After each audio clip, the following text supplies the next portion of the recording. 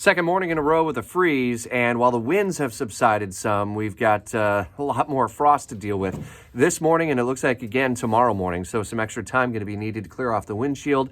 The updated 5-day forecast 4 times an hour throughout Jacksonville's morning news, and signs of just a very brief mild up for Friday before we go cold yet again. Not all that unusual, as Mike Burrish is pointing out in his podcast in the WOKV app and at WOKV.com.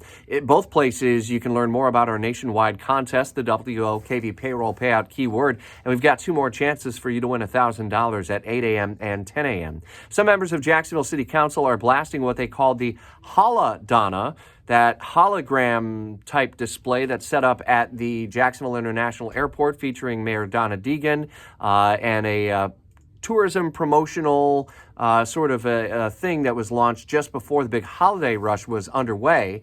We have the back and forth covered for you in our full story at WOKV.com, including how the mayor's office is calling it a pilot project in advance of something bigger that the airport is planning longer term, but certainly a lot of scrutiny on the cost of that and the wisdom of it based on what some of the city council members have said. Breaking from the overnight hours in the Miramar community just off San Jose Hendricks, a woman in her home loses her life in a fire that's under investigation. It appears to be accidental. Fire rescue able to get a cat out of the house and take it to the veterinarian for treatment, working to gather an update. All the while, these fast-moving wildfires in Los Angeles and the Malibu area, just devastating to see some of the images that are coming. You know, we deal with it in the early spring time here, those fast-moving wildfires that we can see, but we don't have those Santa Ana winds.